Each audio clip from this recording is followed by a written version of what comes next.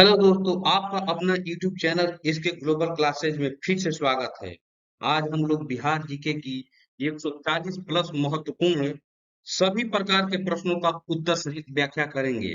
आज का complete video देख लेने के बाद बिहार के किसी भी एग्जाम, चाहे वो बिहार दरोगा हो, चाहे वो बिहार 7th फेज शिक्षक भर्ती परीक्षा हो, बिहार एसएससी सीजीएल हो, बिहार कांस्टेबल परीक्षा हो, किसी भी परीक्षा में पूछे गए प्रश्न अब छूटेंगे नहीं। तो आइए दोस्तों, बिना देर किए हुए हम लोग पहले क्वेश्चन पर चलते हैं। तो पहला क्वेश्चन इस प्रकार है, बिहार की प्रचलित कला, बिहार की प्रचलित कला इसमें से कौन सी है? ऑप्शन है अवधी, मधुबनी, मुगल और डी इनमें से कोई नहीं। तो बिहार की प्रचलित कला सबसे है दोस्तों मधुबनी। मधुबनी जो पेंटिंग है बिहार में, जो मधुबनी जिला है उसमें ये मधुबनी पेंटिंग काफी प्रचलित है। और ये एक भारत में सबसे प्रसिद्ध कला बिहार में ये मधुबनी पेंटिंग के नाम से प्रसिद्ध है। क्वेश्चन नंबर 2 हम लोग आते हैं, बिहार का सबसे प्रसिद्ध पर्व कौन सा है? तो बिहार का सबसे प्रसिद्ध पर्व ये छठ पूजा है दोस्तों। बिहार का सबसे प्रसिद्ध पर्व छठ पूजा है। तो इसका सही जवाब ऑप्शन नंबर बी हो गया। अगला क्वेश्चन देखते हैं, गुप्त वंश के किस शासक को भारत का नेपोलियन कहा जाता है? गुप्त वंश के किस शासक को भारत का नेपोलियन कहा जाता है? तो इसका सही जवाब दोस्तों समुद्रगुप्त हो गया। गुप्त वंश के किस शासक को भारत का नेपोलियन कहा जाता है? तो ये इसका सही जवाब समुद्रगुप्त हो गया। क्वेश्चन नंबर 4 की तरफ देखेंगे, निम्नलिखित में से गुप्त वंश के किस शासक को विक्रमादित्य भी कहा जाता है? तो इसका सही जवाब चंद्रगुप्त द्वितीय। चंद्रगुप्त द्वितीय को ही विक्रमादित्य के नाम से ही जाना जाता है। अगला क्वेश्चन हम लोग देखेंगे, अशोक के शिलालेखों में प्रयुक्त भाषा क्या थी? तो जो अशोक के महत्वपूर्ण शिलालेख कई जगहों से मिले हैं, तो अशोक के जो बिहार में शिलालेख मिले हैं उसकी प्रयुक्त भाषा क्या है? तो उसकी प्रयुक्त भाषा दोस्तों पाली है। अशोक के शिलालेखों में प्रयुक्त भाषा क्या है? वो पाली है। क्वेश्चन नंबर 6 है, देखेंगे, केवल केवल वह स्तंभ जिसमें अशोक ने स्वयं को मगध का सम्राट बताया था, केवल वह स्तंभ जिसमें अशोक ने स्वयं को मगध सम्राट बताया था, वो कौन सा शिलालेख है दोस्तों? तो इसका सही जवाब मस्की का लघु शिलालेख हो जाएगा। और ये सभी क्वेश्चन दोस्तों आगामी परीक्षाओं के लिए काफी महत्वपूर्ण है।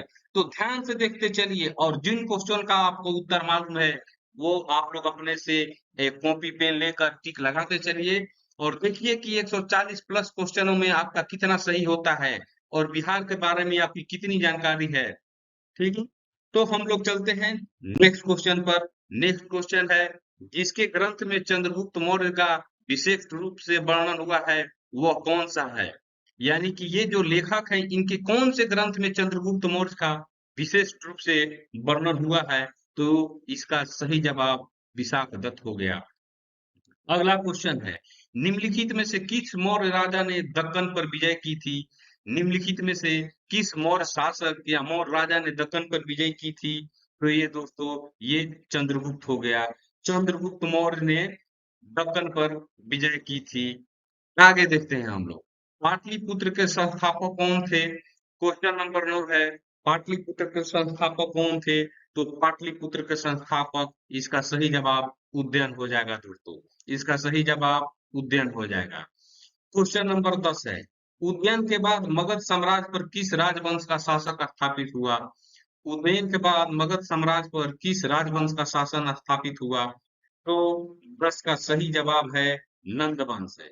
नंद वंश, नंद वंश का ही एक प्रसिद्ध राजा जो घनानंद हुए थे, और घनानंद को ही पराजित करके मौर्य वंश की स्थापना हुई थी, जिसकी स्थापना चंद्रगुप्त मौर्य ने चाणक्य की मदद से की हुई थी। तो हम लोग अगला क्वेश्चन देखते हैं। अगला क्वेश्चन है, ईसा पूर्व 6ठी सदी में विश्व की प्रथम गणतंत्रात्मक व्यवस्था कहाँ थी? ईसा पूर्व 6ठी सदी में विश्व की प्रथम गणतंत्रात्मक व्यवस्था कहाँ थी दोस्तों? तो इसका सही जवाब वैशाली हो गया। तो विश्व की सबसे पहली गणतंत्र जो स्थापित हुई थी वो अपने बिहार की बिहार के पटना के ही पास जो बगल में जिला है वो वैशाली है। तो वैशाली ही वो स्थान है जहाँ पर पहली गणतंत्रात्मक व्यवस्था शुरुआत हुई थी। तो अगला क्वेश्चन हम लोग देखते हैं। अगला क्वेश्चन है अजात शत्रु के वंश का क्या नाम था? यानी कि अजात शत्रु किस वंश से संबंधित थे? तो इसका सही जवाब हो जाएगा हर्यक वंश से। हर्यक वंश से ही अजात शत्रु संबंधित थे। क्वेश्चन नंबर 13 हम लोग देखते हैं। क्वेश्चन नंबर 13 है अकबर ने बंगाल तथा बिहार को मुगल साम्राज्य में कौन सी ईस्वी में मिलाया था? तो अकबर ने बंगाल और बिहार को 1500 अकबर ने बिहार को और बंगाल को कौन से सन में मिलाया था दोस्तों? तो इसका सही जवाब हो जाएगा 1576 ईस्वी में। इसका सही जवाब 1576 ईस्वी हो जाएगा। ठीक है दोस्तों, हम लोग नेक्स्ट क्वेश्चन देखते हैं। नेक्स्ट क्वेश्चन है सम्राट शाह आलम द्वितीय ने ईस्ट इंडिया कंपनी को बंगाल, बिहार तथा उड़ीसा की दीवानी प्रदान की थी, कब की थी? यानी कि जो शाह आलम द्वितीय थे उन्होंने ईस्ट इंडिया कंपनी को दीवानी इन तीनों राज्यों की कब प्रदान की थी? तो ये 12 अगस्त 1765 को इन्होंने दीवानी प्रदान की थी। तो इसका सही जवाब ऑप्शन नंबर ए हो जाएगा। ठीक है, हम लोग नेक्स्ट क्वेश्चन देखते हैं। क्वेश्चन नंबर 15 है किसने प्राचीन पाटलिपुत्र नगरी के स्थान पर पटना शहर बसाया? किसने प्राचीन पाटलिपुत्र नगरी के स्थान पर पटना शहर को बसाया? तो इसका सही जवाब शेरशाह ने। शेरशाह सूरी, जिनका अभी मकबरा बिहार के सासाराम स्थित में सासाराम शहर में स्थित है और यह काफी प्रसिद्ध मकबरा है। तो कई बार दोस्तों प्रतियोगी परीक्षाओं में ये भी पूछ लिया जाता है कि शेरशाह का मकबरा कहाँ पर स्थित है? तो शेरशाह का मकबरा सासाराम में जो रोहतास जिला में पड़ता है यहाँ पर स्थित है। क्वेश्चन नंबर 16 की ओर देखेंगे। क्वेश्चन नंबर 16 है नालंदा विश्वविद्यालय का वैभव किसके हाथों से नष्ट हुआ था? यानी कि जो विश्व प्रसिद्ध नालंदा विश्वविद्यालय थी उसको किसके हाथों से नष्ट कर दिया गया था? तो ये बख्तियार खिलजी जो थे, बख्तियार खिलजी जो था इन्होंने नालंदा विश्वविद्यालय के वैभव को नष्ट। तो दोस्तों क्वेश्चन नंबर 17 है गुप्त सम्राट जिसने हुनों को पराजित किया था, वो कौन सा गुप्त सम्राट था जिसने हुनों को पराजित किया था? तो इसका सही जवाब हो जाएगा स्कंदगुप्त। स्कंदगुप्त जो थे हुनों को पराजित किए थे। हुनों को किसने पराजित किया था? तो स्कंदगुप्त ने। क्वेश्चन नंबर 18 देखेंगे। क्वेश्चन नंबर 18 है इल्तुतमिश ने बिहार में अपना प्रथम सूबादार किसको नियुक्त किया था?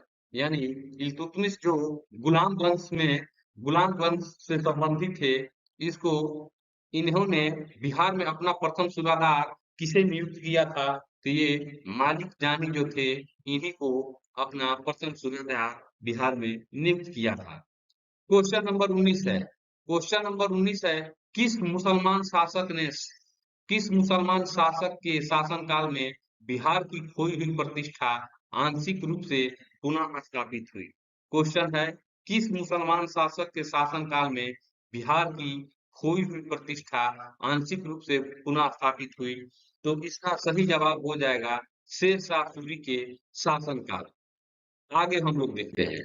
आगे क्वेश्चन है 20 प्रभावती देवी किस क्षेत्र की स्वतंत्रता संग्राम की सेनानी थी? यानी जो प्रभावती देवी थी, ये काफी इंपॉर्टेंट क्वेश्चन है दोस्तों। ये जितने भी क्वेश्चन हैं आप लोग अगर प्रीवियस ईयर की भी क्वेश्चन में देखेंगे तो ये सारे क्वेश्चन आपको हमेशा मिलते रहेंगे और आगामी आने वाले सभी परीक्षाओं के लिए काफी ही महत्वपूर्ण है। तो प्रभावती देवी किस क्षेत्र की स्वतंत्रता संग्राम सेनानी थी?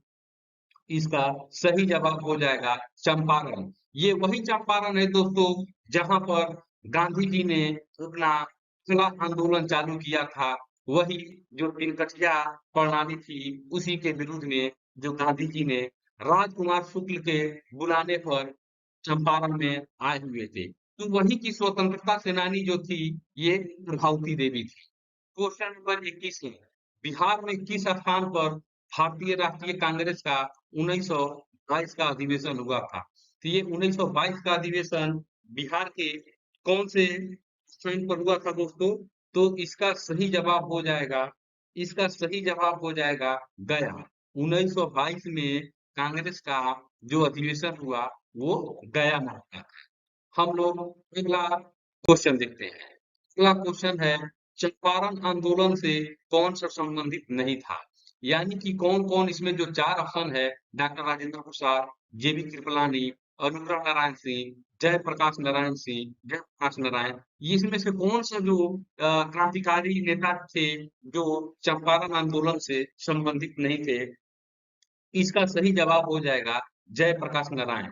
ये चंपारण आंदोलन से संबंधित नहीं थे, बाकी ये जो तीनों थे ये चंपारण आंदोलन से संबंधित थे। क्वेश्चन नंबर 23 हम लोग देखेंगे, गांधी जी का चंपारण सत्याग्रह किससे जुड़ा था? गांधी जी का चंपारण सत्याग्रह दोस्तों किससे जुड़ा था? तो अभी हमने थोड़ी देर पहले डिस्कस किया था, ये तीन कठिया प्रणाली थी जिससे चंपारण सत्याग्रह जुड़ा। क्वेश्चन नंबर 24 हम लोग देखेंगे। क्वेश्चन नंबर 24 है, बिहार के उस क्रांतिकारी का नाम बताइए जिसने सितंबर 1928 में हिंदुस्तान सोशलिस्ट रिपब्लिकन आर्मी की बैठक में भाग लिया था? कौन सा क्रांतिकारी थे जो 1928 में हिंदुस्तान सोशलिस्ट रिपब्लिकन आर्मी की बैठक में भाग लिया था दोस्तों? तो इसका सही जवाब हो जाएगा फणींद्रनाथ घोष। इसका सही जवाब हो जाएगा फणींद्रनाथ घोष। हम लोग आगे क्वेश्चन देखेंगे। 25 नंबर क्वेश्चन है, बिहार प्रांतीय किसान सभा का गठन इस सन में हुआ था? यानी बिहार प्रांतीय किसान सभा का गठन जो ये चारों ऑप्शन है इसमें से कौन से सन में हुआ था?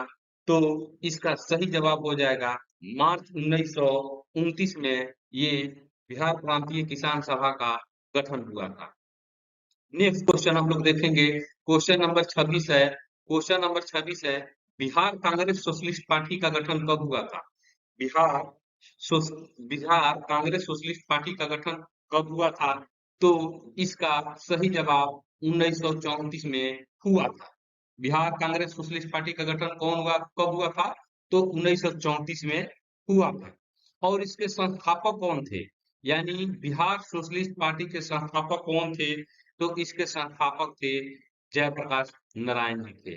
बिहार सोशलिस्ट पार्टी के संस्थापक कौन थे? तो जयप्रकाश नारायण जी थे।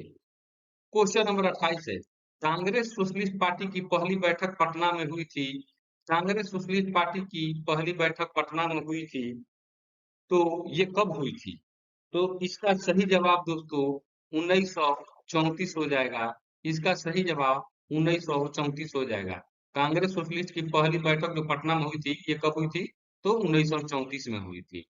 क्वेश्चन नंबर नेक्स्ट देखेंगे हम लोग। क्वेश्चन नंबर 29 है, सैंड्रो सैंड्रो कोट से चंद्रगुप्त मौर्य की पहचान किसने की?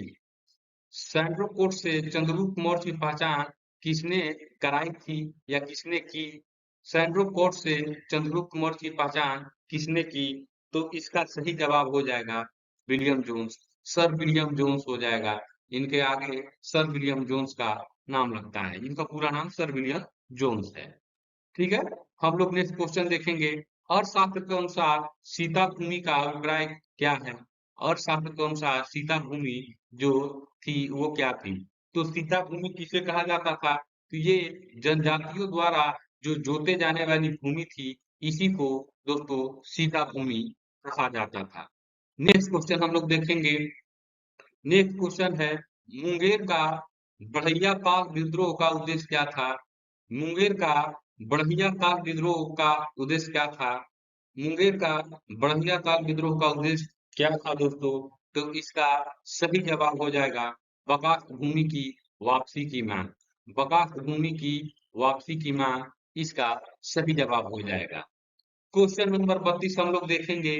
बिहार और उड़ीसा का विभाजन कब हुआ था? बिहार और उड़ीसा का विभाजन कब हुआ था? तो इसका सही जवाब 1936 में हुआ था। बिहार और उड़ीसा का विभाजन कब हुआ था? तो बिहार और उड़ीसा का विभाजन 1936 ईस्वी में हुआ था। क्वेश्चन नंबर 33 है, सन 1930 में कांग्रेस का सविनय अवज्ञा आंदोलन इतना सफल हुआ कि निम्नलिखित शहरों में से एक में अंग्रेजी राज के चिन्ह कई महीनों तक गायब हो गए थे। तो वो कौन सा स्थान है जिसमें अंग्रेजों का कोई नामो निशान नहीं रह गया था? तो इसका सही जवाब ऑप्शन नंबर सी हो जाएगा। बरही जो है ये वही स्थान है जो सविनय अवज्ञा आंदोलन जब हुआ था कांग्रेस का, तो वहां पर अंग्रेजों का कई महीनों तक नामो निशान नहीं था। तो एक क्वेश्चन यहाँ से और बन जाता है कि सविनय अवज्ञा आंदोलन की शुरुआत कब हुई थी? तो सविनय अवज्ञा आंदोलन कब हुआ था? तो ये दोस्तों 1930 में हुआ था और 1930 में हुआ था सविनय अवज्ञा आंदोलन। ठीक है, हम लोग आगे की ओर देखेंगे। बेगूसराय में चौकीदारी कर के विरुद्ध आंदोलन एक हिस्सा था। तो बेगूसराय जो जिला है बिहार में, बेगूसराय जो है, बेगूसराय, उसमें चौकीदारी कर का विरुद्ध आंदोलन किसका हिस्सा था दोस्तों? ये कौन से आंदोलन का हिस्सा था? तो ये सविनय अवज्ञा आंदोलन का ही हिस्सा था। तो पहले बिहार में चौकीदारी कर भी लगता था और इसके विरुद्ध में बेगूसराय में एक बहुत ही बड़ा आंदोलन हुआ, जो कांग्रेस के नेतृत्व में सविनय अवज्ञा आंदोलन में ही हुआ था। ठीक है, तो इसके बाद चौकीदारी कर वहां पर समाप्त हो गई थी। क्वेश्चन नंबर हम लोग 35 देखेंगे। क्वेश्चन नंबर 35 है, मेगास्थनीज की पुस्तक का नाम क्या है? तो मेगास्थनीज की पुस्तक का नाम, ये बहुत ही महत्वपूर्ण क्वेश्चन है और कई बार प्रतियोगी परीक्षा में पूछा गया है। तो मेगास्थनीज के पुस्तक का नाम दोस्तों इंडिका है। मेगास्थनीज की पुस्तक का नाम इंडिका है, जो भारत के प्रदेशों के बारे में काफी कुछ व्याख्या करता है। क्वेश्चन नंबर 36 हम लोग देखेंगे, वह स्रोत जिसमें पाटलिपुत्रा के प्रशासन का वर्णन उपलब्ध है, वह कौन सा है? वह स्रोत जिसमें पाटलिपुत्रा के प्रशासन का वर्णन है, वह कौन सा है? तो वह इंडिका ही है दोस्तों। यह इंडिका एक पुस्तक है जिसमें पाटलिपुत्रा के प्रशासन के बारे में विस्तृत वर्णन है। हम लोग अगला क्वेश्चन देखेंगे। यहाँ पर हम लोग 3 क्वेश्चन देखे। मेगास्थनी पुस्तक के लेखक कौन थे, या मेगास्थनी पुस्तक का नाम, मेगास्थनीज की पुस्तक का नाम क्या है? तो ये इंडिका है। या इंडिका किसके द्वारा लिखी गई थी? तो ये मेगास्थनीज के द्वारा लिखी गई थी। तो क्वेश्चन किसी भी प्रकार से पूछे दोस्तों, हम लोग को खर्राना नहीं है। क्वेश्चन पर हम लोग को ऐसा प्रहार करना है कि क्वेश्चन एकदम बिल्कुल ही सही हो जाए। क्वेश्चन को गलत नहीं होने देना है कंफ्यूजन में। तो ये पाटलिपुत्रा का प्रशासन का भी वर्णन ये मेगास्थनीज की पुस्तक इंडिका में ही हुई थी। हम लोग क्वेश्चन नंबर 36 देखते हैं। क्वेश्चन नंबर 36 है, वो केवल वो स्तंभ जिसमें अशोक ने स्वयं को मगध का सम्राट बताया था या बताया है, ये कौन सा स्तंभ है जिसमें ये शिलालेख है एक, जो अशोक ने स्वयं को अपनों को मगध का सम्राट बताया था? तो यह मस्की का लघु शिलालेख हो जाएगा दोस्तों, जिसमें अशोक ने स्वयं को मगध का सम्राट बताया था।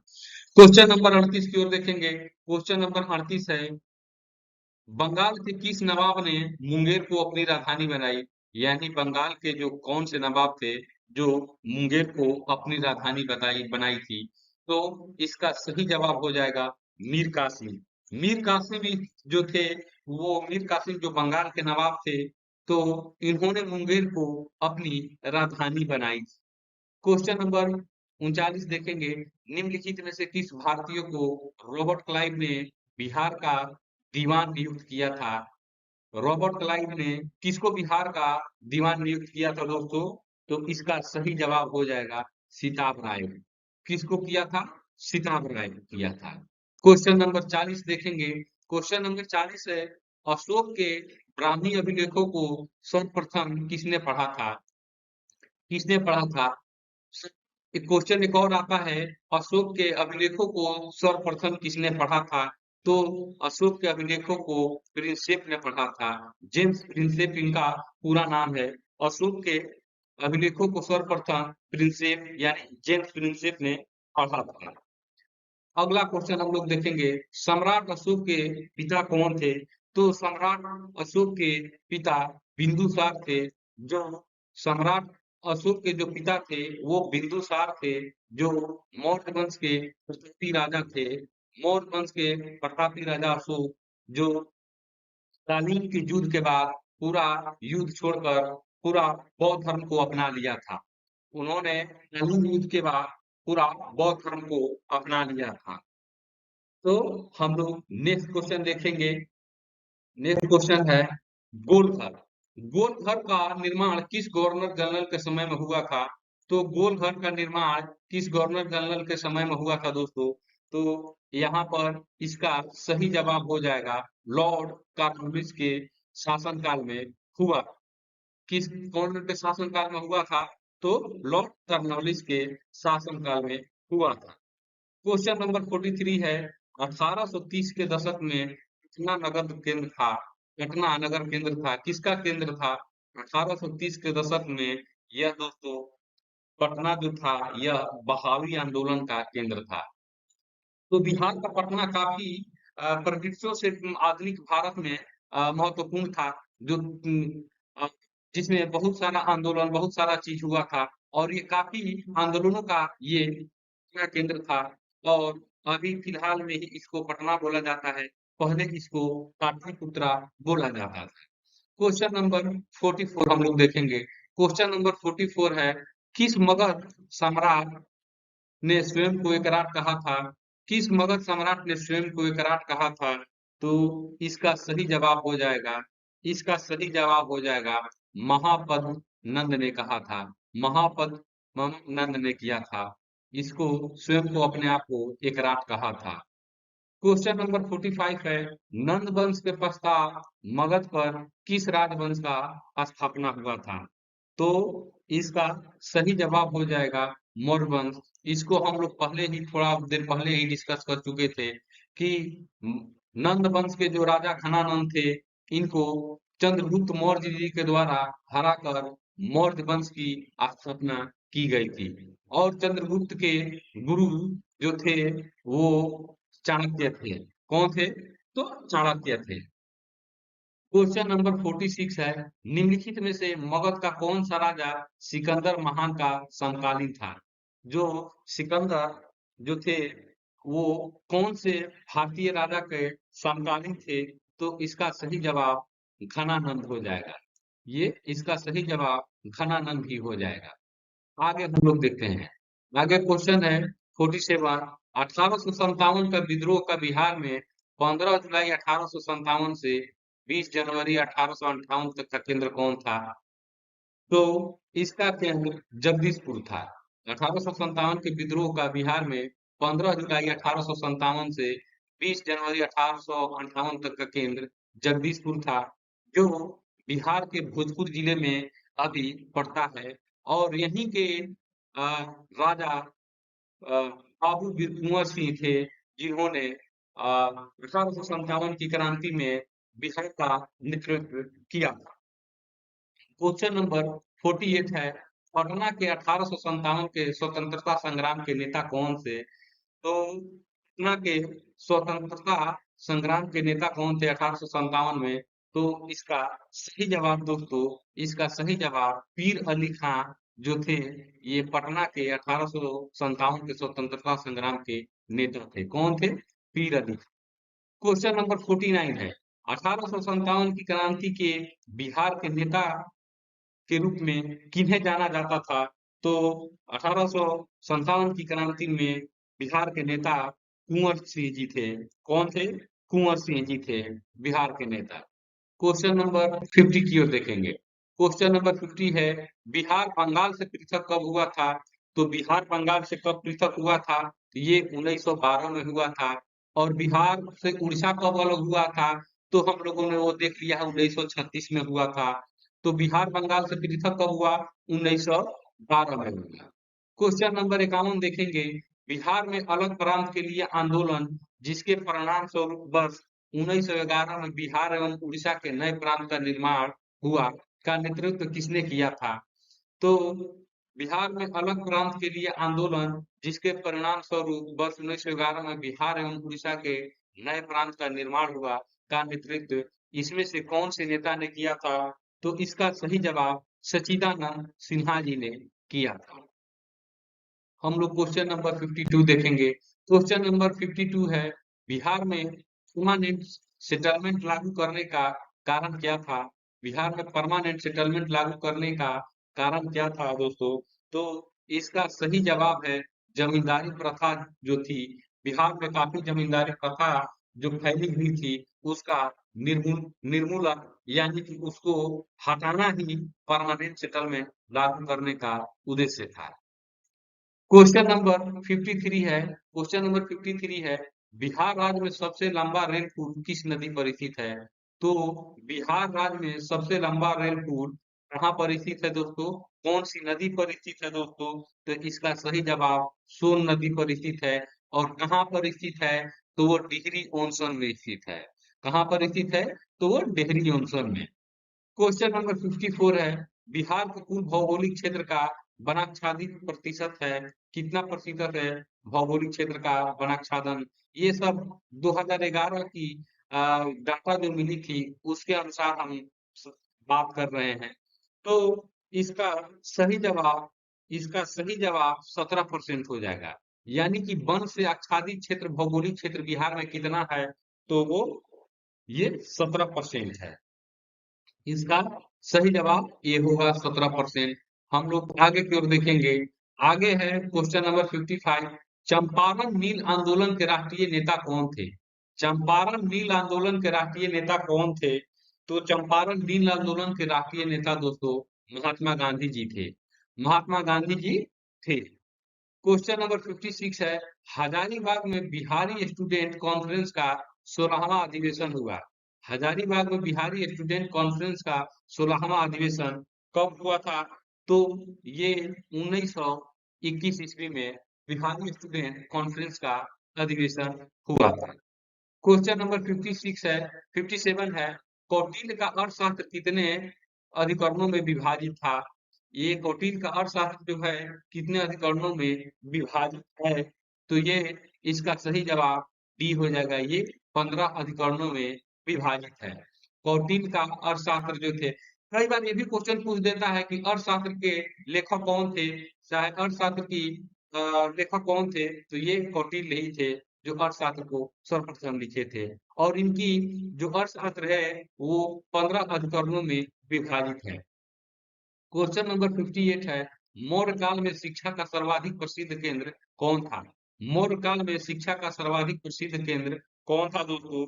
तो इसका सही जवाब तक्षशिला हो जाएगा। मौर्य काल में शिक्षा का सर्वाधिक प्रसिद्ध केंद्र कौन था? तो ये तक्षशिला हो जाएगा। क्वेश्चन नंबर 59 की ओर चलते हैं। क्वेश्चन नंबर 59 है, मूल रूप से बिहार शब्द का अर्थ है, जो बिहार राज्य का नाम बिहार पड़ा हुआ है वो बिहार का अर्थ क्या है? तो बिहार का अर्थ दोस्तों बौद्ध मठ। बौद्ध मठ को भी हम लोग विहार कहते हैं और विहार से ही बिहार राज्य नाम पड़ा। तो ये बौद्ध मठ बिहार शब्द का अर्थ होता है। क्वेश्चन नंबर 7 है, प्रथम मगध साम्राज्य का उत्कर्ष किस शताब्दी में हुआ था? प्रथम मगध साम्राज्य का उत्कर्ष किस शताब्दी में हुआ था दोस्तों? तो इसका सही जवाब ईसा पूर्व 6वीं शताब्दी में हुई थी। ईसा पूर्व 6वीं शताब्दी में ही मगध साम्राज्य का उत्कर्ष हुआ था। क्वेश्चन नंबर 61 है, देवबंद के उस विद्वान का नाम बताइए जिन्होंने स्वतंत्रता आंदोलन में महत्वपूर्ण भूमिका निभाई थी। तो वे देवबंद के उस विद्वान का नाम बताइए जिन्होंने स्वतंत्रता आंदोलन में महत्वपूर्ण भूमिका निभाई थी। तो वो कौन से विद्वान थे दोस्तों? तो वो इसका सही जवाब हो जाएगा अबुल कलाम आजाद जी थे, जो थे उन्होंने देवबंद में स्वतंत्रता आंदोलन में महत्वपूर्ण भूमिका निभाई थी। क्वेश्चन नंबर 62 है, बिहार में महात्मा गांधी के पूर्व सापेक्ष राष्ट्रीय सक्रियता की अनुपस्थिति इसके अभाव में देखी जा सकती है। बिहार में महात्मा गांधी के पूर्व सापेक्ष राष्ट्रीय सक्रियता की अनुपस्थिति इसके अभाव में देखी जा सकती है। तो किसके अभाव में देखी जा सकती है? तो ये एकीकृत समुदाय के अभाव में देखी जाती है। क्वेश्चन नंबर 63 है, अंतिम मौर्य सम्राट कौन था? अंतिम मौर्य सम्राट कौन था? तो इसका सही जवाब बृहद्रथ हो जाएगा। ये इसका सही जवाब बृहद्रथ हो जाएगा। बृहद्रथ ही जो थे अंतिम मौर्य सम्राट थे। और क्वेश्चन नंबर नेक्स्ट 64 है, मौर्य वंश के पश्चात किस वंश का स्थापना हुआ था? तो मौर्य वंश के बाद शुंग वंश का स्थापना हुआ था। तो मौर्य वंश नंद वंश को हराकर बना और मौर्य वंश को हराकर शुंग वंश स्थापना हुई थी। शुंग वंश मौर्य वंश के बाद शुंग वंश की ही स्थापना हुई थी, जिन्होंने बृहद्रथ को हराकर शुंग वंश की स्थापना की और इसकी स्थापना पुष्यमित्र शुंग के द्वारा की गई थी। क्वेश्चन नंबर 65 है। क्वेश्चन नंबर 65 है, निम्नलिखित में से बिहार के कौन से जिलों के कुछ इलाके पश्चिम बंगाल को दिए गए थे? तो बिहार का वो कौन सा जिला है जिसका कुछ भाग पश्चिम बंगाल को दिया गया था जब बिहार और बंगाल का विभाजन हुआ था? तो वो कौन कौन सा जिला कालांतर में है, अभी तत्कालीन वो कौन सा जिला है जो जिसका कुछ भाग पश्चिम बंगाल को दिया गया था? तो इसका सही जवाब हो जाएगा पूर्णिया और मानभूम जो थे, इनका कुछ भाग पश्चिम बंगाल को दिया गया। क्वेश्चन नंबर 66 है, झारखंड बिहार से कब पृथक हुआ था? तो झारखंड बिहार से कब पृथक हुआ था दोस्तों? तो इसका सही जवाब हो जाएगा 15 नवंबर 2000 को बिहार से झारखंड पृथक हुआ था। क्वेश्चन नंबर 67 देखेंगे, जयप्रकाश दिवस कब मनाया जाता है? जयप्रकाश दिवस कब मनाया जाता है? तो जयप्रकाश जी की ये दिवस जो है अप्रैल 1946 में मनाया गया था। जयप्रकाश दिवस मनाया गया कब? अप्रैल 1946 में मनाया गया था।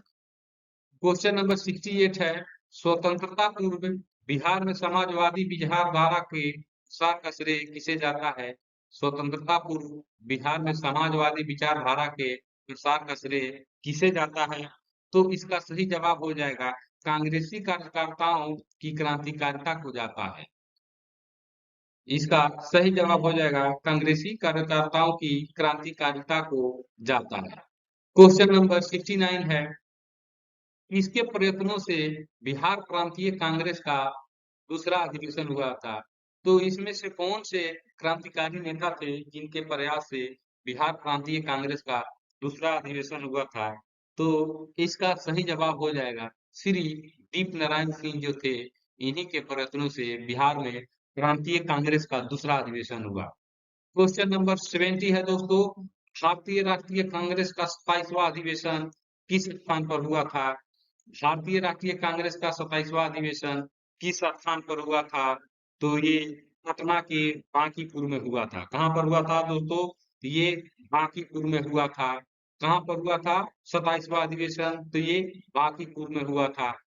तो दोस्तों, हमारे पढ़ाने की तरीका और हमारे कंटेंट आपको कैसे लग रहे हैं? अगर आपको मेरा कंटेंट और पढ़ाने का तरीका अच्छा लग रहा है, तो मेरे चैनल को सब्सक्राइब करें, लाइक करें और अपने दोस्तों को शेयर करें, ताकि वो भी इस महत्वपूर्ण सेशन का भरपूर लाभ उठाएं और बिहार से जो भी परीक्षाएं होती है उसमें कोई क्वेश्चन उनका भी न छूटे। क्वेश्चन नंबर 71 देखेंगे, मगध की प्रारंभिक राजधानी कौन सी थी? मगध की प्रारंभिक राजधानी कौन सी थी? तो मगध की प्रारंभिक राजधानी कौन सी थी दोस्तों? तो इसका सही जवाब हो जाएगा गिरिवज। गिरिवज को आज हम लोग राजगिरी कहते हैं, राजगिरी बोला जाता था और आज राजगीर बोला जाता है। वही राजगीर जहाँ पर कई झरने और कई कुंड है, कई झरने और कई गर्म झरने और उसका कुंड है और काफी ये घूमने का पर्यटक स्थल है। तो इसका सही जवाब राजगिरी हो जाएगा। मगध की प्रथम राजधानी गिरिवज जो कि राजगिरी थी। क्वेश्चन नंबर 72 की तरफ चलते हैं, किस शासक द्वारा सर्वप्रथम पाटलिपुत्रा का राजधानी के रूप में चयन किया गया था? तो वो कौन सा शासक है जिसने पाटलिपुत्र को अपने राजधानी के रूप में सर्वप्रथम चयन किया था? तो इसका सही जवाब हो जाएगा उदयन हो जाएगा। एक और इसमें क्वेश्चन पूछता है कि पटना शहर की स्थापना किसके द्वारा की गई थी? पाटलिपुत्रा शहर की स्थापना किसके द्वारा की गई थी? तो ये उदयन के द्वारा। इसका भी सही जवाब उदयन ही होगा। तो दोस्तों, क्वेश्चन कितना भी घुमा कर पूछे, हम लोगों को कंफ्यूज नहीं होना है, हम लोग को सही जवाब देना है। हम लोग नेक्स्ट क्वेश्चन देखेंगे। नेक्स्ट क्वेश्चन 73 है, बिहार के प्रमुख समाचार पत्र बिहारी के संपादक कौन थे? बिहार के प्रमुख समाचार पत्र बिहारी के संपादक कौन थे? तो इसके संपादक बाबू महेश्वर प्रसाद जी थे। ये काफी महत्वपूर्ण और फेमस पत्रिका था उस समय, बिहारी जो पत्रिका था, इसके संपादक जो थे बाबू महेश्वर प्रसाद जी थे। क्वेश्चन नंबर 74 है, स्वतंत्रता पूर्व बिहार में बड़े जमींदारों की राजनीतिक शक्ति बचाने का माध्यम क्या था? स्वतंत्रता पूर्व बिहार में बड़े जमींदारों की राजनीतिक शक्ति बचाने का माध्यम क्या था? तो इसका सही जवाब हो जाएगा आर्थिक स्थिति को। आर्थिक स्थिति को रखकर ही बड़े जमींदारों की राजनीतिक शक्ति बचाने का माध्यम था। क्वेश्चन नंबर 75 है, जिला नियोजन एवं विकास परिषद का प्रधान कौन सा होता है? जिला नियोजन एवं विकास परिषद का प्रधान कौन सा होता है? तो इसका सही जवाब हो जाएगा जिला विकास पदाधिकारी जो होता है, ये जिला नियोजन एवं जिला विकास परिषद का प्रधान होता है। क्वेश्चन नंबर 76 है, ग्राम पंचायत में नियुक्त कौन सा सरकारी कर्मचारी होता है? ग्राम पंचायत में नियुक्त सरकारी कर्मचारी कौन होता है? तो दोस्तों यह ग्राम सेवक जो है, यह बिहार सरकार का कर्मचारी होता है, जो ग्राम पंचायतों में डिप्यूटेड होते हैं। तो इसका सही जवाब ग्राम सेवक हुआ। हम लोग अगले क्वेश्चन की तरफ देखेंगे। अगला क्वेश्चन काफी महत्वपूर्ण क्वेश्चन है, पटना उच्च न्यायालय की स्थापना कब हुई थी? ये क्वेश्चन कई बार प्रतियोगी परीक्षाओं में पूछा गया है और हम लोग ऑप्शन देखकर ही घबरा जाते हैं कि इतना करीब करीब ऑप्शन है। तो इसमें अब कोई घबराने की जरूरत नहीं है, इसका सही जवाब 1916 है। तो पटना उच्च न्यायालय की स्थापना कब हुई थी? तो इसका सही जवाब 1916 ईस्वी जो है, 1916 ईस्वी में ही पटना उच्च न्यायालय की स्थापना हुई। क्वेश्चन नंबर 78 है, अधीनस्थ न्यायालयों के अधीक्षण का कार्य कौन सा करता है? अधीनस्थ न्यायालयों के अधीक्षण का कार्य कौन सा करता है? तो इसका सही जवाब उच्च न्यायालय हो जाएगा। इसका सही जवाब उच्च न्यायालय हो जाएगा। क्वेश्चन नंबर 79 है, विधानसभा को कौन सा भंग कर सकता है? इसमें से चार ऑप्शन है, इसमें से कौन सा ऑप्शन सही है जो विधानसभा को भंग कर सकता है? तो इसका सही जवाब दोस्तों राज्यपाल हो जाएगा। राज्यपाल हैं जो विधानसभा को भंग कर सकते हैं। क्वेश्चन नंबर 80 है, रामविलास जी फॉरवर्ड ब्लॉक के एक सक्रिय सदस्य थे, वो कौन से जिला से थे? तो रामविलास सिंह फॉरवर्ड ब्लॉक के एक सदस्य जो सक्रिय सदस्य थे, वो कौन से जिला के थे? तो ये पटना जिला के थे। कौन से जिला के थे? तो ये पटना जिला के थे। क्वेश्चन नंबर 80 है, रामचंद्र शर्मा किस गांव से थे? रामचंद्र शर्मा किस गांव से थे? तो ये इसका सही जवाब अमरोहा से थे। रामचंद्र शर्मा अमरोहा गांव से थे। क्वेश्चन नंबर 82 है, 1866 से 86 के नील खतेहरों के बिहार में हुए विद्रोह की क्षेत्र की पहचान करें। इसमें से कौन से क्षेत्र में 1866 से 1886 के बीच में नील खेतिहरों के द्वारा बिहार में विद्रोह किया गया था? तो इसका सही जवाब हो जाएगा चंपारण एवं मुजफ्फरपुर में नील विद्रोह नील खेतिहरों के द्वारा किया गया। क्वेश्चन नंबर 83 है, मुजफ्फरपुर में किंग्स फोर्ट की हत्या का प्रयास किया गया था। तो किंग्स फोर्ट की हत्या का प्रयास 1908 ईस्वी में किया गया। क्वेश्चन नंबर 84 है, बिहार का शोक निम्नलिखित में से कौन सी नदी को कहा जाता है दोस्तों? तो बिहार का शोक जो है कोसी नदी को कहा जाता है।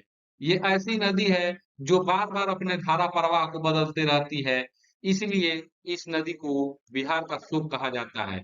इसका कोई फिक्स रूट नहीं है कि ये नदी यहीं से बहेगी, ये नदी अभी यहाँ से बह रही है, अगले साल कहीं और ट्रैक से बहती है और इसीलिए इसको बिहार का शोक कहते हैं।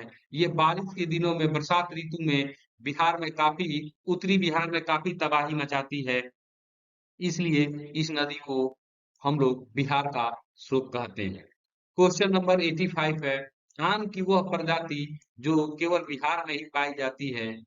आम की वह प्रजाति जो केवल बिहार में ही पाई जाती है, तो उसका सही जवाब हो जाएगा सफेदा जो आम है, वह आम की वह प्रजाति है जो सिर्फ बिहार में ही पाई जाती है। क्वेश्चन नंबर 86 है, किस देश की सीमा बिहार राज्य से जुड़ती है? किस देश की सीमा बिहार राज्य से जुड़ती है? तो बिहार राज्य से कौन सी देश की सीमा जुड़ती है दोस्तों? इसका सही जवाब नेपाल हो जाएगा। नेपाल की डायरेक्ट जो सीमाएं हैं वो बिहार राज्य से जुड़ती है। क्वेश्चन नंबर 87 है, पुराना बिहार का कितना प्रतिशत जमीन लेकर झारखंड राज्य बना था? यानी जब 15 नवंबर 2000 को बिहार को बंटवारा किया गया था और बिहार से अलग होकर झारखंड एक राज्य बना था, तो वो कितना प्रतिशत बिहार का जमीन लेकर अलग राज्य बना था? तो इसका सही जवाब 45.85% जो है, इसका सही जवाब हो जाएगा। और जैसा कि हम लोग जानते हैं कि झारखंड में काफी संसाधन हैं और बिहार में संसाधनों की मात्रा झारखंड की तुलनाकृत बहुत कम है। तो ये 45.8% जो भाग जो झारखंड में लेकर अलग हुआ था, ये काफी नेचुरल रिसोर्सों से भरपूर है। इसलिए वो अ, जैसे कोयला हो गया, कोयला की वहां पर बहुत ही महत्वपूर्ण भंडारें हैं, जैसे झरिया हो गया, ये सब वहाँ की महत्वपूर्ण खानें हैं झारखंड की। तो इस क्वेश्चन का सही जवाब बी हो जाएगा। क्वेश्चन नंबर 88 देखेंगे। क्वेश्चन नंबर 88 है, निम्न नदियों में से सबसे अधिक नदी पथ परिवर्तन क्रिया किसके द्वारा किया जाता है? ये वही क्वेश्चन है दोस्तों जो हम लोग ने अभी थोड़ी देर पहले डिस्कस किया था। ये वही कोसी नदी है जो सबसे ज्यादा अपना नदी पथ परिवर्तन करती है, यानी अपने पथ को हमेशा परिवर्तन करते रहती है। तो इसका सही जवाब क्वेश्चन नंबर 88 का सी होगा। क्वेश्चन नंबर 89 है, सोन नदी, नर्मदा नदी और महानदी ये कहाँ से निकलती है? तो दोस्तों ये कहाँ से निकलती है? तो ये अमरकंटक से निकलती है। ये कहाँ से निकलती है? तो ये अमरकंटक से निकलती है। क्वेश्चन नंबर 90 देखेंगे, त्रिवेणी नहर में किस नदी से पानी आता है? तो बिहार का ये भी फेमस नहर है जिस क्वेश्चन बार बार प्रतियोगी परीक्षाओं में पूछे जाते हैं। तो त्रिवेणी नहर में कौन से नदी से पानी आता है दोस्तों? तो त्रिवेणी नदी में गंडक नदी से पानी आता है। जो त्रिवेणी नहर है उसमें गंडक नदी से पानी आता है। क्वेश्चन नंबर 91 है, संपूर्ण बिहार राज्य स्थित है। तो बिहार राज्य कौन से क्षेत्र में स्थित है? ऑप्शन है पठारी क्षेत्र, मैदानी क्षेत्र, पर्वतीय क्षेत्र, ताल क्षेत्र। तो बिहार राज्य जो है पूर्ण रूप से मैदानी क्षेत्र में स्थित है। तो दोस्तों मेरा जो कंटेंट है आप लोगों को कैसा लग रहा है? तो इसको लाइक करते रहिए, सब्सक्राइब करते रहिए और अपने दोस्तों को शेयर करते रहिए। क्वेश्चन नंबर 92 है, बिहार के किस पर्यटन केंद्र पर गर्म जल के अनेक स्रोत हैं? तो बिहार के किस पर्यटन केंद्र पर गर्म जल के अनेक स्रोत हैं? तो इसका सही जवाब ऑप्शन नंबर डी हो जाएगा। ये राजगीर है। राजगीर में ही गर्म जल के अनेक स्रोत हैं। क्वेश्चन नंबर 93 है, विष्णुपद मंदिर कहाँ पर स्थित है? विष्णुपद मंदिर कहाँ पर स्थित है? तो दोस्तों ये विष्णुपद मंदिर गया में स्थित है। क्वेश्चन नंबर 94 है, पटना स्थित गोलघर का निर्माण कब किया गया था? तो पटना स्थित गोलघर का निर्माण कब किया गया था? तो गोलघर का निर्माण 1786 ईस्वी में किया गया। ये गोलघर का निर्माण 1786 ईस्वी में किया गया। क्वेश्चन नंबर 95 देखेंगे, बिहार में निम्नलिखित में से कौन सी समूह की नदियां गंगा अथवा उसकी सहायक नदियों में उत्तर की ओर से आकर मिलती है? यानी कि जो नदियों का वो कौन सा समूह है जो उत्तर से आकर गंगा नदी में या उसकी सहायक नदियों में मिलती है? तो इसका सही जवाब हो जाएगा दोस्तों ऑप्शन नंबर बी, गंडक नदी, कमला नदी और बागमती जो है ये गंगा नदी में उत्तर की ओर से आकर मिलती है। क्वेश्चन नंबर 96 हम लोग देखेंगे। क्वेश्चन नंबर 96 हम लोग देखेंगे। 96 है, निम्नलिखित में से कौन सी समूह की नदियां बिहार और उत्तर प्रदेश के बीच में सीमा का निर्धारण करती है? तो वो कौन से नदियों का समूह है जो बिहार और उत्तर प्रदेश के बीच सीमा का निर्धारण करती है? तो इसका सही ऑप्शन हो जाएगा सी। ये कर्मनाशा नदी हो गया, गंडक नदी हो गया और एक घाघरा नदी हो गया जो बिहार और उत्तर प्रदेश के बीच सीमा बनाती है। क्वेश्चन नंबर 97 है। क्वेश्चन नंबर 97 है, बिहार में भांगर मिट्टी मिलती है। बिहार में भांगर मिट्टी कहाँ पर मिलती है? तो इसका सही जवाब हो जाएगा option number B, Purnia, Saharsa, Darbhanga, Muzaffarpur. ये वही क्षेत्र है जहां पर बिहार में भांगर मिट्टी मिलती है। क्वेश्चन नंबर 98 की ओर देखेंगे। क्वेश्चन नंबर 98 है, निम्नलिखित में से किस अखबार का प्रकाशन पटना से होता था? तो वो कौन सा अखबार था जिसका प्रकाशन पटना से होता था। ऑप्शन है Indian nation, Punjab Kesari, Prabhakar, Dawn. तो ये चारों में से कौन सा ऑप्शन है जो पटना से प्रकाशित होता था? तो इसका सही जवाब हो जाएगा इंडियन नेशन, जो कि एक अंग्रेजी समाचार पत्रिका था जिसका प्रकाशन पटना से होता था। क्वेश्चन नंबर 99 है, बिहार की मुख्य खाद्यान्न फसलें कौन सी है? तो बिहार की मुख्य खाद्यान्न फसलें, ये ऑप्शन नंबर ए हो जाएगी। यहाँ की प्रमुख फसलें चावल हो गई, गेहूं हो गई और मक्का हो गई। ये बिहार की प्रमुख खाद्य फसलें हैं या मुख्य खाद्य फसलें हैं। क्वेश्चन नंबर 100 की तरफ चलेंगे। क्वेश्चन नंबर 100 है, महात्मा गांधी ने सर्वप्रथम किस किसान आंदोलन में भाग लिया था? महात्मा गांधी ने सर्वप्रथम किस किसान आंदोलन में भाग लिया था? तो इसका सही जवाब हो जाएगा चंपारण। चंपारण में ही किसान आंदोलन हुआ था, वो तिलकठिया प्रणाली के विरुद्ध। ऑप्शन क्वेश्चन नंबर हम लोग 101 देखेंगे। तो चंपारण हो गया, चंपारण में ही गांधी जी का पहला आंदोलन हुआ था। क्वेश्चन नंबर 101 है, गांधी जी ने भारत में पहली बार सत्याग्रह आंदोलन बिहार में कहाँ से प्रारंभ किया था? तो इसका भी आंसर चंपारण ही हो जाएगा। तो ये क्वेश्चन किसी प्रकार से पूछ सकते हैं। गांधी जी ने भारत में पहली बार सत्याग्रह आंदोलन कहाँ से प्रारंभ किया था? तो ये चंपारण हो गया। या सर्वप्रथम किसान आंदोलन कहाँ पर किया था? तो चंपारण हो गया। क्वेश्चन नंबर 102 है, स्वामी सहजानंद का संबंध किससे था? स्वामी सहजानंद का जो संबंध है वो किससे था?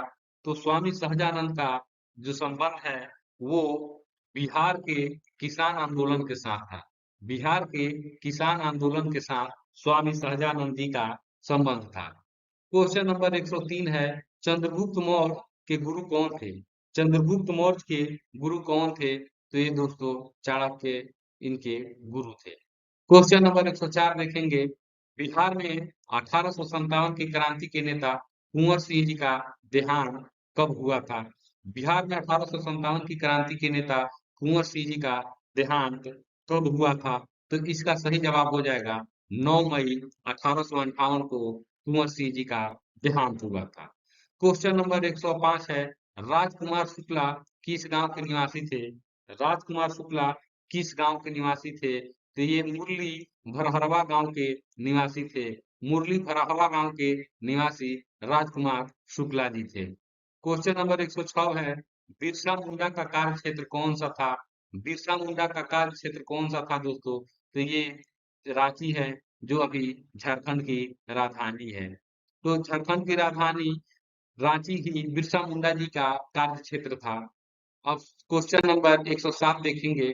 क्वेश्चन नंबर 107 है, मुस्लिम लीग के बम्बई अधिवेशन 1915 की अध्यक्षता किसने की थी? मुस्लिम लीग की बम्बई अधिवेशन 1915 की अध्यक्षता किसने की थी? तो इसका सही जवाब हो जाएगा मौलाना मजहरुल हक के द्वारा इसकी अध्यक्षता की गई थी। क्वेश्चन नंबर 108 है, सदाकत आश्रम की स्थापना हेतु 48 एकड़ जमीन किसने दान में दी थी? सदाकत आश्रम की स्थापना हेतु 48 एकड़ जमीन किसने दान में दी थी? तो ये मौलाना मुजफ्फरुल हक जी हुए थे, जो सदाकत आश्रम की स्थापना के लिए 48 एकड़ का जमीन दान दिया था। क्वेश्चन नंबर 109 है, इंडिया डिवाइडेड के लेखक कौन थे? इंडिया डिवाइडेड के लेखक कौन थे? तो इंडिया डिवाइडेड के लेखक डॉक्टर राजेंद्र प्रसाद जी थे, जो हमारे देश के प्रथम राष्ट्रपति जो थे। ये इंडिया डिवाइडेड पुस्तक के लेखक हैं। क्वेश्चन नंबर 110 है, कांग्रेस सोशलिस्ट पार्टी की पहली बैठक कहाँ हुई थी? तो कांग्रेस सोशलिस्ट की पहली बैठक कहाँ हुई थी दोस्तों? तो इसका सही जवाब सी हो जाएगा, पटना में हुई थी। क्वेश्चन नंबर 111 देखेंगे। क्वेश्चन नंबर 111 है, पंचायत के चुनाव पंचायत के चुनाव कराने हेतु निर्णय किसके द्वारा लिया जाता है? यानी पंचायत का चुनाव किसके द्वारा कराया जाता है? तो ये दोस्तों राज्य सरकार के द्वारा कराया जाता है। पंचायत के चुनाव करने का निर्णय जो है ये राज्य सरकार के द्वारा ही किया जाता है। क्वेश्चन नंबर 12 है, ये यहाँ पर थोड़ा सा मिसप्रिंट हो गया है। ये लॉर्ड सिन्हा ने 1921 में कहाँ के गवर्नर पद से त्याग पत्र दिया था? तो लॉर्ड सिन्हा जो थे, ये बिहार और उड़ीसा के गवर्नर थे, जिन्होंने 1921 में अपने गवर्नर पद से त्याग पत्र दे दिया था। क्वेश्चन नंबर 113 है, सच्चिदानंद सिन्हा किसके साथ जुड़े थे? सच्चिदानंद सिन्हा जो थे किसके साथ जुड़े थे? भारत छोड़ो आंदोलन, दांडी मार्च, सविनय अवज्ञा आंदोलन, इनमें से कोई नहीं। तो सच्चिदानंद सिन्हा जो थे इनमें से किसी भी के साथ नहीं जुड़े हुए थे, इनमें से किसी आंदोलन के साथ नहीं जुड़े हुए थे। क्वेश्चन नंबर 114 है, इनमें से कौन बिहार में किसान आंदोलन के साथ जुड़े थे? किसान आंदोलन के साथ बिहार में कौन जुड़े थे? तो ये डॉक्टर राजेंद्र प्रसाद जी थे जो किसान आंदोलन के साथ जुड़े हुए थे। क्वेश्चन नंबर 115 है, क्वेश्चन नंबर 115 है, जगत नारायण लाल को किस जेल में भेजा गया था? जगत नारायण लाल को किस जेल में भेजा गया था? तो ये दोस्तों बांकीपुर जेल जो पटना में स्थित है, वहीं पर जगत नारायण लाल जी को उसी जेल में भेजा गया। क्वेश्चन नंबर 116, श्री जगत नारायण लाल जी की पत्नी का नाम क्या था? श्री जगत नारायण लाल जी की पत्नी का नाम क्या था? तो उनके पत्नी का नाम श्रीमती राम प्यारी देवी था। क्वेश्चन नंबर 117 देखेंगे, श्री नरसिंह नारायण क्या थे? श्री नरसिंह नारायण क्या थे? तो श्री नरसिंह नारायण एक समाजवादी थे। क्वेश्चन नंबर 118 है, जयप्रकाश नारायण किस पार्टी से संबंधित थे? तो जयप्रकाश नारायण जी थे ये भी समाजवादी पार्टी से संबंधित थे। जयप्रकाश नारायण जी किस पार्टी से संबंधित थे दोस्तों? तो ये समाजवादी पार्टी से संबंधित थे। क्वेश्चन नंबर 119 है, लोक नायक के नाम से किसे जाना जाता है? तो लोक नायक के नाम से जयप्रकाश नारायण जी को भी जाना जाता है। लोक नायक के नाम से किसे जाना जाता है? तो जयप्रकाश नारायण जी को ही जाना जाता है। क्वेश्चन नंबर 120 है, रामविलास सिंह फॉरवर्ड ब्लॉक के एक सक्रिय सदस्य थे, ये किस जिला से संबंधित थे? तो ये पटना जिला से संबंधित थे। ये कौन से जिला से संबंधित थे? तो ये पटना जिला से संबंधित थे। क्वेश्चन नंबर 121 है, जयप्रकाश नारायण जी कौन से पार्टी से थे? तो जयप्रकाश नारायण जी जो थे ये सोशलिस्ट पार्टी से थे। सोशलिस्ट पार्टी से थे। कौन से पार्टी से थे? सोशलिस्ट पार्टी से थे। क्वेश्चन नंबर 122 है, 7 दिसंबर 1942 को श्री जोगेंद्र शुक्ल कहाँ लाए गए थे? 7 दिसंबर 1942 को श्री जोगेंद्र शुक्ल कहाँ लाए गए थे? तो ये पटना लाए गए थे। को 7 दिसंबर 1942 को श्री जोगेंद्र शुक्ल कहाँ लाए गए थे? तो ये पटना लाए गए थे।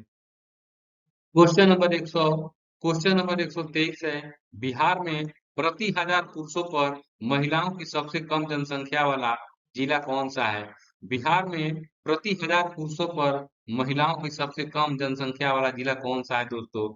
तो इसका सही जवाब हो जाएगा मुंगेर। और यह जो डाटा हम बता रहे हैं यह 2011 की जनगणना जो थी, 2011 की जनगणना उसके अनुसार हम बता रहे हैं। तो बिहार में प्रति हजार पुरुषों पर महिलाओं की सबसे कम संख्या वाला जिला मुंगेर जिला। क्वेश्चन नंबर 124, बिहार का वह जिला कौन सा है जहां महिलाओं की संख्या पुरुष से अधिक है? महिलाओं की ही संख्या पुरुष से अधिक है, तो ये जिला है गोपालगंज। और ये भी 2011 की जनगणना के अनुसार दोस्तों हम बता रहे हैं।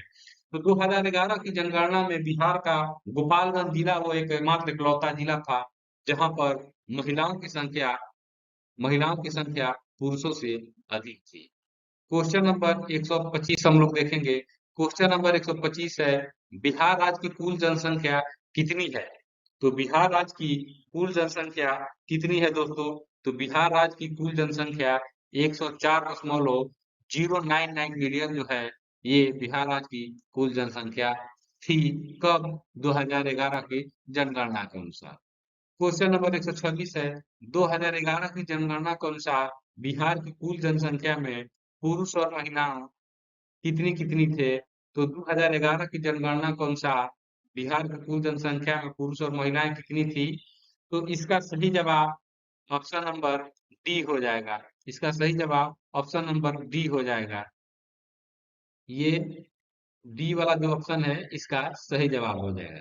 क्वेश्चन नंबर 127 देखेंगे। क्वेश्चन नंबर 127 है, 2011 की जनगणना के अनुसार बिहार के किस जिले की जनसंख्या का घनत्व सर्वाधिक है?